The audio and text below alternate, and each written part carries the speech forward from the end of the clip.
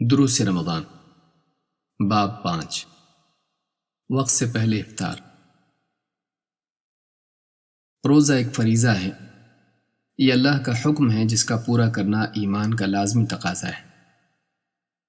روزے کا ابتدائی اور انتہائی وقت اللہ کی طرف سے طے ہے۔ یہ وقت طلوع سحر سے غروب آفتاب تک ہے۔ اب اگر کوئی شخص اللہ تعالیٰ کی ان حدوں کی پرواہ نہ کرے اور وقت سے پہلے ہی جانتے بوجھتے کھا پی لے تو نہ صرف اس کا روزہ ٹوٹ جاتا ہے بلکہ اس شخص پر اللہ تعالیٰ کی حدیں پار کرنے کا گناہ بھی عائد ہوتا ہے۔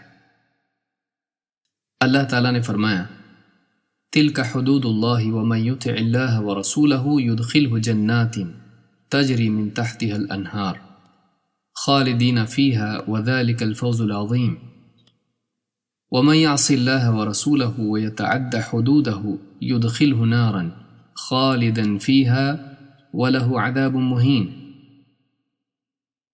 یہ اللہ کی حدیں ہیں، لہذا جو شخص اللہ اور اس کے رسول کی فرما برداری کرے اسے اللہ تعالیٰ ایسی جنتوں میں داخل کرے گا جن کے نیچے نہریں بہتی ہیں، ان جنتوں میں وہ ہمیشہ رہیں گے اور یہ بہت بڑی کامیابی ہے۔ اس کے برعکس جو شخص اللہ اور اس کے رسول کی نافرمانی کرے اور اللہ کی حدیں پار کر جائے اسے اللہ تعالیٰ جہنم کی آگ میں ڈال دے گا جس میں وہ ہمیشہ رہے گا، اور ایسے شخص کے لیے ذلت والا عذاب ہے۔ سورہ النساء آیت نمبر 13 سے 14 تک۔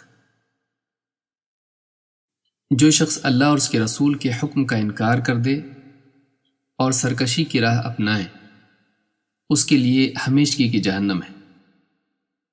اسی طرح جو شخص خواہش نفس سے مغلوب ہو کر اللہ کی قائم کردہ حدیں پار کر جائے، چاہے وہ اپنے گناہ کو گناہ مانتا ہو، اس کے لیے بھی جہنم ہے۔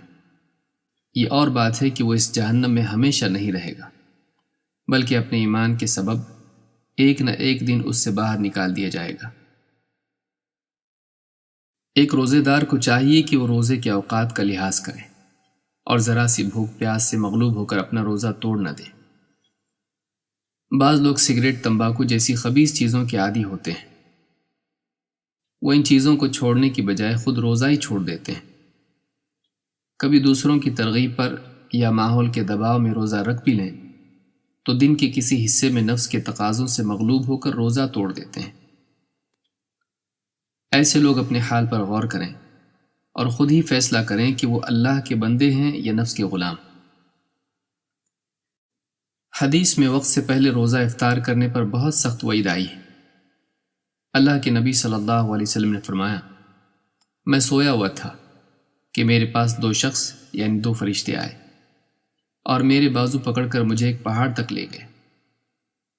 یہ ایک طویل حدیث ہے جس میں آپ نے فرمایا، پھر مزید آگے لے گئے تو میں نے کچھ لوگوں کو دیکھا کہ پاؤں کے بل الٹے لٹکے ہوئے ہیں اور ان کے منہ چیر دیے گئے ہیں جن سے خون بہہ رہا ہے۔